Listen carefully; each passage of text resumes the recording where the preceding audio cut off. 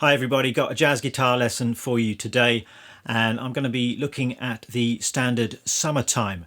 And I've been meaning to look at this tune for quite some time anyway, but rather handily this also serves as my annual summer special video. This is a hugely popular tune, and it's definitely a must-know tune for anyone who's remotely interested in jazz, and it's one of the handful of jazz tunes that I usually recommend to beginners, and it is a very beginner friendly tune. The chords are quite simple, the melody's simple, and it's quite easy to begin improvising over these chord changes. So I hope this video is going to serve as a bit of a beginner's guide to this classic tune, but I'm going to be throwing in some slightly more advanced stuff as well. There's going to be some walking bass and some slightly more advanced improvising strategies as well, using things like the melodic minor scale, the altered scale, all that kind of thing. So let's begin. I'm going to play through the tune for you. I thought what I'd do is just play a kind of solo version of the tune. I'll play the melody in quite a straightforward way, then I'm going to do a chorus of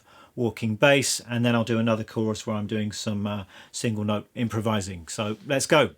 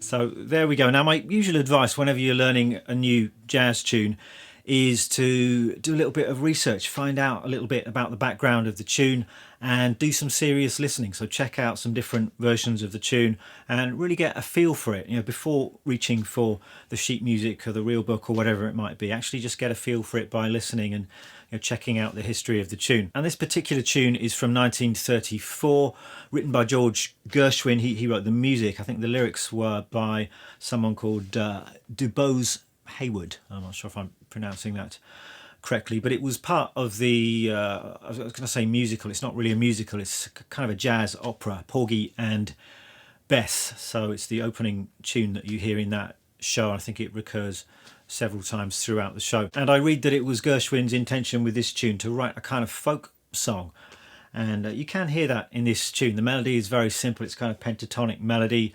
The chords are pretty simple too. If you kind of strip them down to their basics, it's very much like a minor blues. And as far as listening goes, I've actually got a little playlist that I put together on Spotify of 7 essential versions of this tune, I think. So a good starting point would perhaps be the classic Louis Armstrong, Ella Fitzgerald version. I think it's important to listen to an early-ish version with the vocals in it, with the lyrics in it. I think that's kind of important just to get a feel for what the song is about. And then what else have I got on here? The Miles Davis version, of course, from his Porgy and Bess album is an absolute classic. And Sidney Bechet, I think for many jazz aficionados, that's kind of the definitive version of this tune. So that's kind of essential listening. And then I've got John Coltrane, of course, as well. And I've got a couple of guitar versions on here as well. There's a Joe Pass version and a Wes Montgomery version. So that would be my approach. Make sure you listen to something with the lyrics, then some classic early versions of the tune, and then, since we're talking about guitar here, it's interesting to see how guitar players have previously approached playing this tune. And with my version I just played through, I have to acknowledge the influence of the great Emily Remler. And I think I first learned the tune Summertime after hearing her play through it on a early kind of guitar instructional video back in the early days when I was first getting into jazz. And she just does quite a casual playthrough of the tune, but I love the way she just played the melody and had the chords in the gaps. So that's kind of what I'm doing in my playthrough. I'm not sure how faithful it is to what she's doing, because I haven't revisited that since. But if you're not familiar with Emily Remler, she's a fantastic jazz guitar player, and her old Hot Licks videos are fantastic. A really sort of treasure trove of good jazz guitar information. Let's do some playing then, and why don't we start by learning the melody, which, as I said, is a very simple melody, largely a pentatonic melody, so quite an easy one just to pick out by ear, I think. But I'll show you how I'm doing it. I'm playing this tune in the key of A minor. I think Summertime is played in various different keys. I think A minor is probably the most common key, along with D minor, but I'm doing it in A minor, so the melody falls really nicely in the 5th position. You can visualize your A minor pentatonic scale just to help you get your bearings, and you can play the melody like this, so starting at the 5th fret on the B and G strings,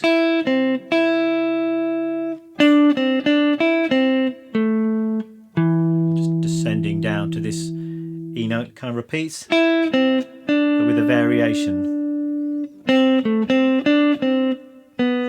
This note here is the only note in the melody that's outside the minor pentatonic scale. It's a B, so I'm just stepping out of position with my first finger to play that B note. Then the melody repeats again, and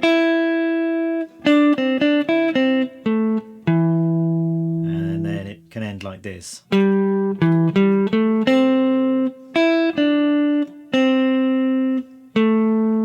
That's a kind of nice simple version of the melody. You could probably describe this tune as being kind of an A, B, A, C structure. So A is this.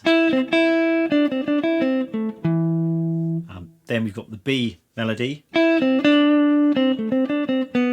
then it's A, so it's the same as the opening phrase. Then you've got the C melody.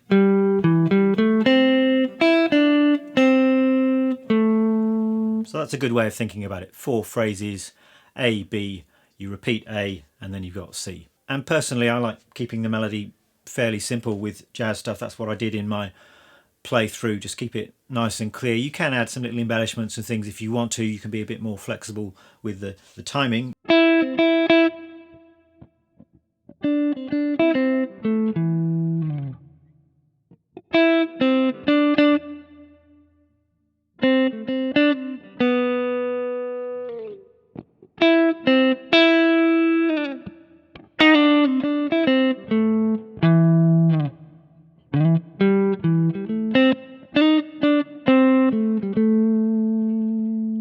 So still playing it fairly straight there. I was just moving the rhythm around a little bit, throwing in a few articulation things, so some little hammer-ons and pull-offs, some slides. Occasionally, you're throwing in this blue note here, this flat 5th. Particularly on that last phrase, I think that sounds good.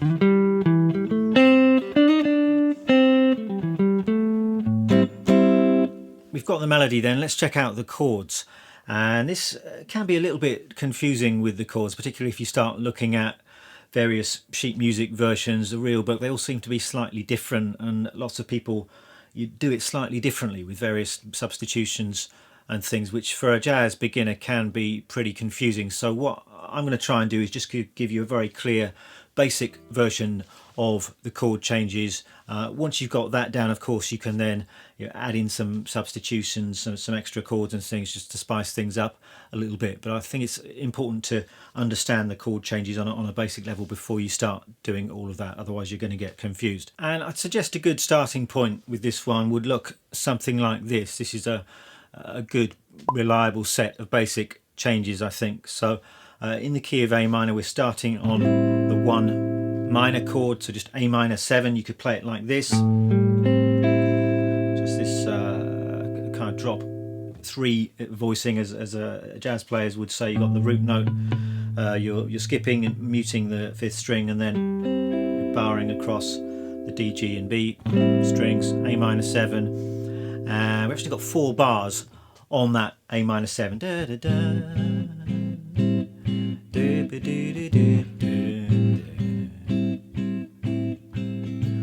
Actually quite a long time just to stay on a single chord, and it's there that a lot of players would throw in some extra chords just to make it a bit more interesting. But to start with, there's nothing wrong with just holding on that A minor 7 for 4 bars.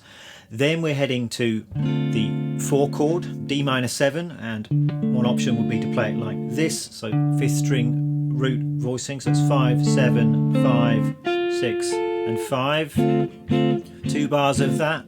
Da, da, do, do, do, do. And then we're heading back to the 1 chord, and we get there with a little 2-5. So we've got B minor 7 flat 5 to E7. So this is fret 7, we're skipping the next string, 7, 7 and 6. B minor 7 flat 5 will be half diminished. E7 would be like that, 7, 6, 7 and 5. And that carries us back to the 1 chord. Da, da, da. Ba, ba, ba, ba, ba, ba. Then, this is where the tune changes slightly. We're heading to the relative major key, which is the key of C major, and we're getting there with a 2-5. So we're actually going D minor 7 down to G7, which I'm playing like this. 3, 5, 3, 4, 3 and 3. Then we hit the C major 7 chord, so it's the 1 chord in the key of C major. It's the flat 3 major chord in the key of A minor, so whichever way you want to look at it. But playing that, frets 3, 5, 4 and 5. A bar on that, and then heading back home to A minor with that same 2-5 move, B minor 7 flat 5, E7, A minor 7, and then in the last bar you can turn it around with the 5 chord. So E7, you could add in some alterations, so maybe the old Hendrix chord would sound good here, E7 sharp 9, and then we can go back round again, starting on A minor 7. So that's a fairly solid basic version of the chord changes. I'm just going to play those all the way through for you now. So 2, 3, 4.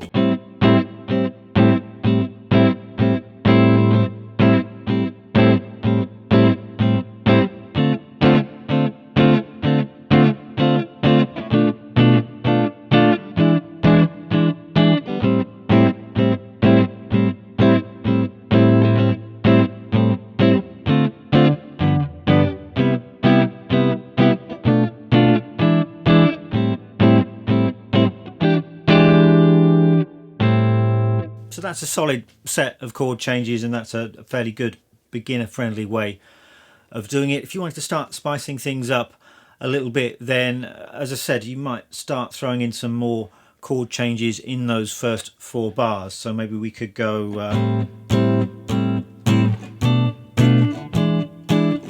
just throw in that 2-5 that we've already spoken about, the B minor 7 flat 5 to E7. We can throw that in the second bar.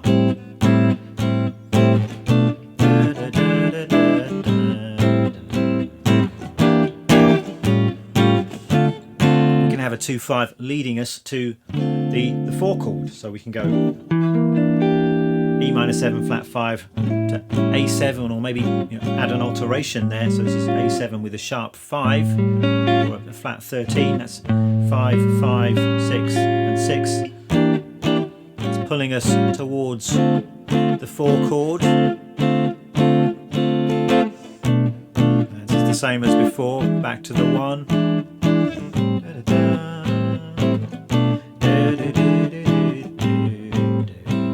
2, 5 to C major. I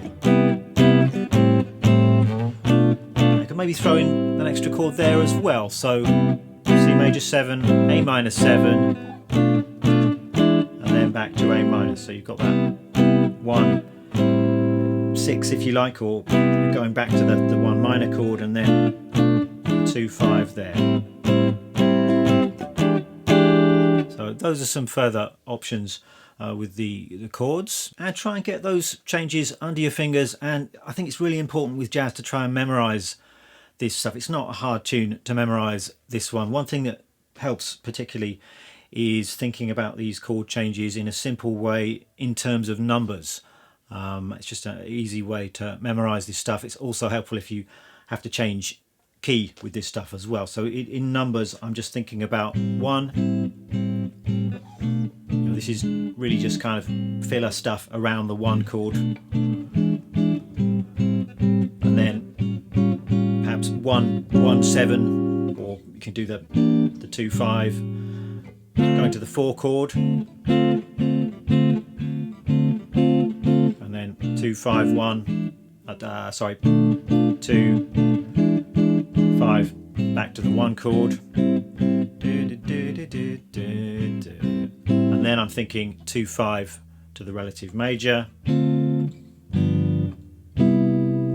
then 2, 5 back home again, and plug a 5 chord in the end. So really straightforward if you think about it in those terms. It's really just 1, 4, back to 1 again, 2, 5, 1 taking us to the relative major, 2, 5, 1 taking you back home to the minor key. Another option you've got is to try some walking bass stuff, and this is particularly effective if you're playing on your own, or maybe you're accompanying another musician or a singer, and you get a nice standalone rhythm part. So again, this is what I did in my little playthrough. I'm not a walking bass expert by any stretch of the imagination. I've not done this kind of thing for a while, so I'm actually feeling a bit rusty with this stuff, but it is a fun thing to play around with, and it does sound great. So let me take you through how this works. So the basic idea with walking bass is you want a bass note on each beat, a different bass note on each beat, and you're outlining the chord changes. So generally you're going to hit the root note of whatever chord you're on beat 1, and then on the other 3 beats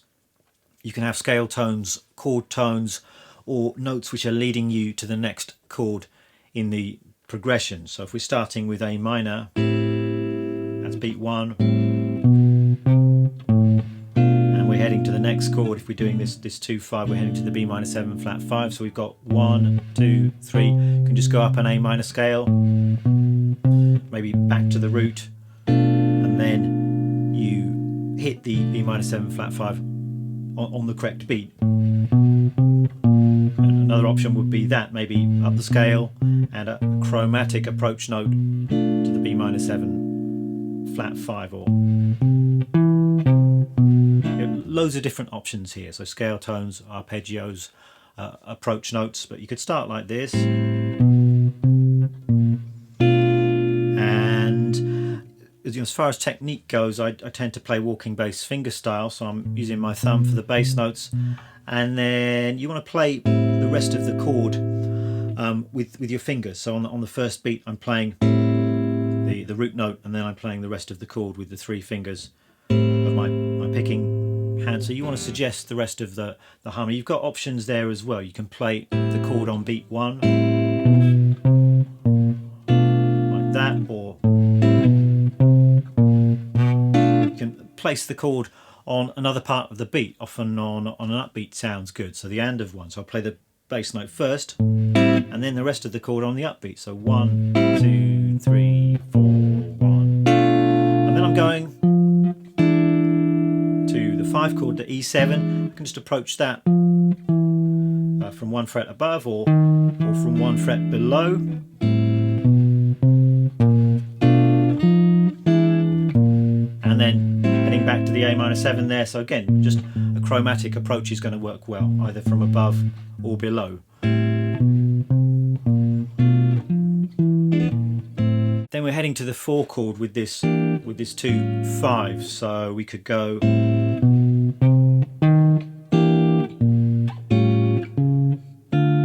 very simple, really, just climbing up the scale, approaching the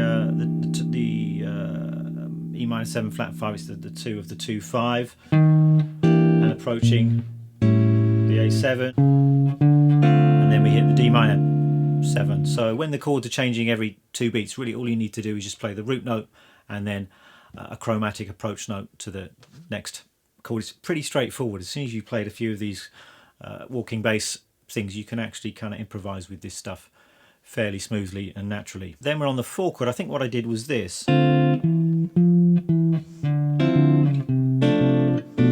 So some different versions of D minor 7 here. So like this, up and down the scale. When we play a D minor 9, it's a nice chord. This is another way of playing D minor 7. It's kind of an inversion. I've got 3, 3, 2 and 3. So there I think the bass line's a little bit more static. Occasionally you can do that. I think for the most part you want a different bass note on each beat, but sometimes you can just play the same bass note twice. Then we've got the 2/5 taking us back home again, so you can have B minor 7 flat 5. I think I did this. So up the scale, chromatic approach to the E7. You can play open 6 string, and then I went to the Hendrix chord there. Then we go round again.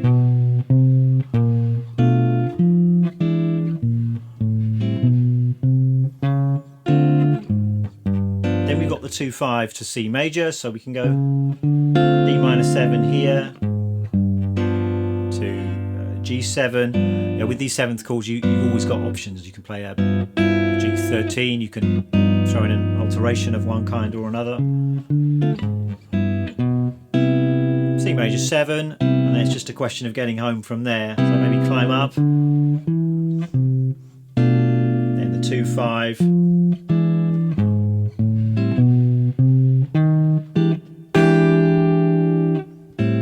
So have a play around with that. That's just one way of doing it. You've got so many options when it comes to walking bass stuff. This is quite a simple, straightforward example, but it's a good test of your chord knowledge with this stuff. You kind of need to choose the right chord shape to fit in with the bass line, and also your technique as well. You might need to think about which fingers you're using when fretting these bass notes so that you can smoothly get into the next chord, because that's quite a challenge with walking bass as well, just to keep everything in time and smooth. So you've got the melody, got some chord options. One further thing you could try would be to combine those two things. So you've got a nice standalone version of this tune. This is similar to what I did at the start of this video in my little playthrough, which, as I say, is loosely based on what I've heard Emily Remler do. And it works out really well with this tune because you've got these little gaps in the melody, and in those gaps you can just play some chords. So start off like this. It's the first 3 notes of the melody, and then fill in that gap with a pair of chords. So you could play A minor 7 going to B minor 7. It's very similar vibe to Miles Davis's So What. You've got these little chord hits in there. So minor 7 chords would work well if you want that kind of Dorian feeling. You could make those minor 6th chords for more of that melodic minor kind of a sound.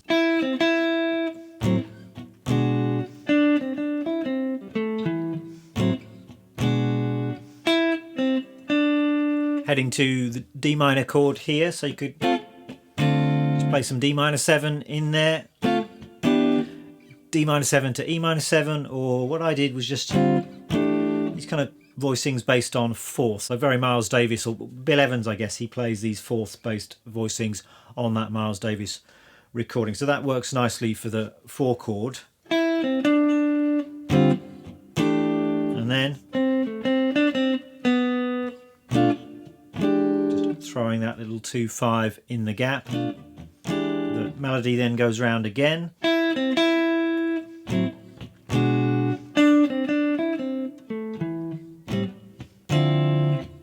And more chords in the gap there, so we've got the 2-5 heading to the C major 7 there, so it's just D minor 7 to G7, or you can maybe play a minor 9 there to an altered dominant chord. Then we've got the melody again, so and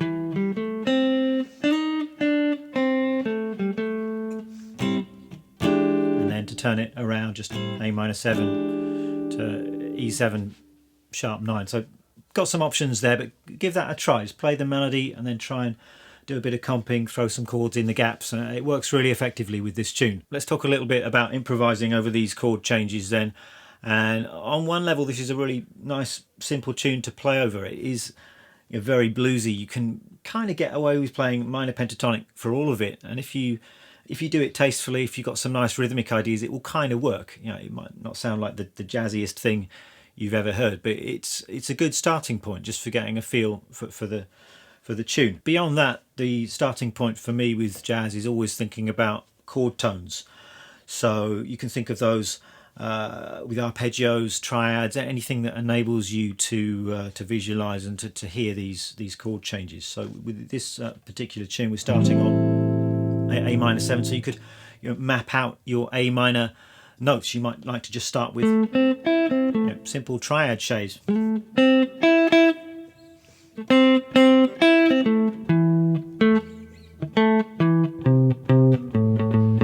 could throw in the G note, and you've got the flat 7.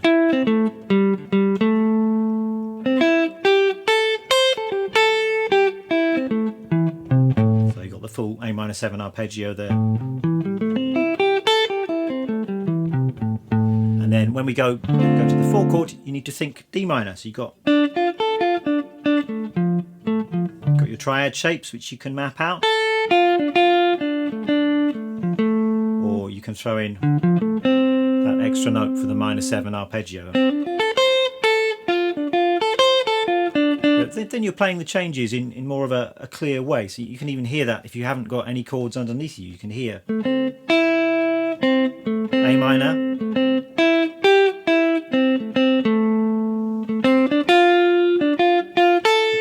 change to D minor there, because you're outlining it with the chord tones. It's simple but super effective, and you could do this with all of the chords in the tune. Just take them one chord at a time and map out those arpeggios, which is a little bit time consuming to do that initially, but a really good exercise. I would do that kind of in free time, just spend as long as you need to on that minor 7 flat 5, just find those chord tones, really listen to them, and then when you're ready, find the chord tones for the next chord, and you can take that through the entire tune. Just either triads, 7th chord, arpeggios.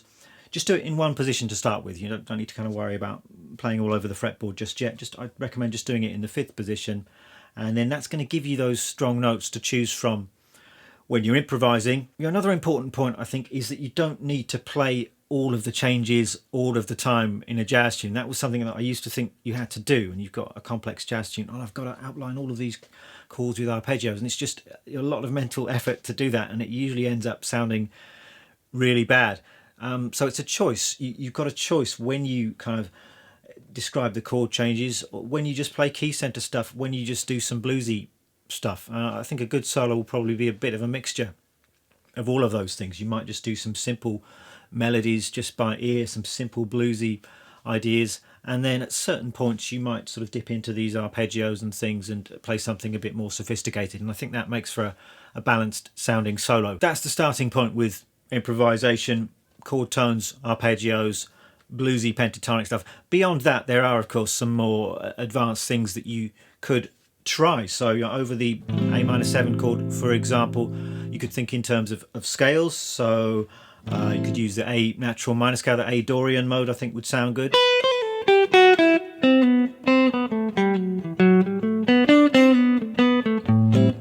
Sounds good over that chord. maybe the melodic minor scale as well. I think I did that a little bit in my improvisation. So that is.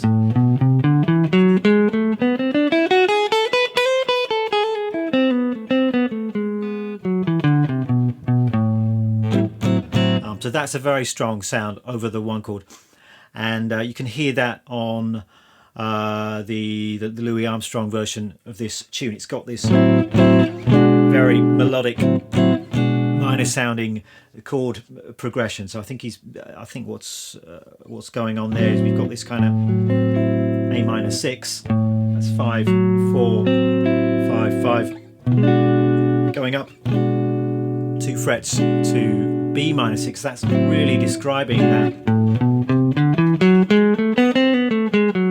melodic minor sound. So melodic minor, you've got the 6th. You've also got the natural 7th in there as well. So that's a fun sound to play around with on the one chord. Then we're heading to the 4 chord. One nice thing to do is to highlight that change to the 4 chord by playing over this A7 or this A7 altered. That's something I will quite frequently do. So maybe a little altered lick like that would be nice. You can hear this. So kind of going up an A7 arpeggio, and then got some altered scale notes in there as well, the flat 9 and the sharp 9, resolving to a D minor triad. That's a nice little jazz lick, that one.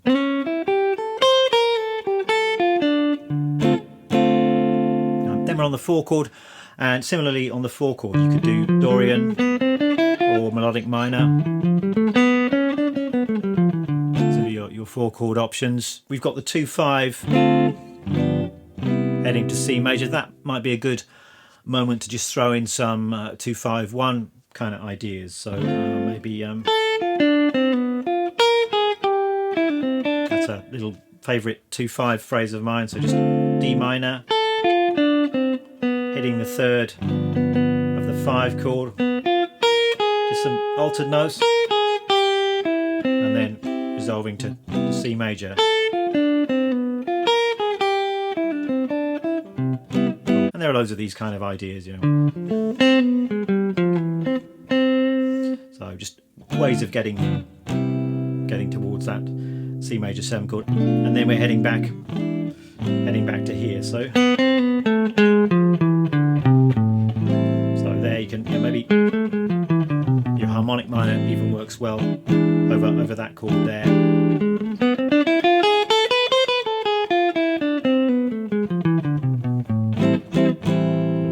Getting back to the 1 chord there. So yeah, I'm just kind of noodling about a little bit here, but those are some of the possibilities that I would suggest. It can go from being very, very simple through to fairly sophisticated stuff using harmonic minor, melodic minor, arpeggios, alterations, all of that stuff. So whatever level you're currently at with your jazz guitar playing, there's going to be some accessible way of getting into this tune. You can just start very simply with the melody, basic chords, pentatonic stuff, or just simple triads, and then as you get more confident with it you can throw in some of those more sophisticated things. So I hope you have some fun with that.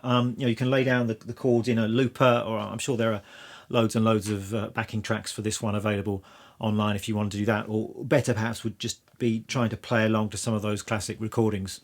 That's it for this video. Hope you've enjoyed it. I know I don't often do jazz on this channel, but I have enjoyed putting this together, and it is fun to occasionally do the jazz thing. So if any of you are desperate to see more jazz, let me know the kind of thing that you'd like to see, and I'll see what I can do.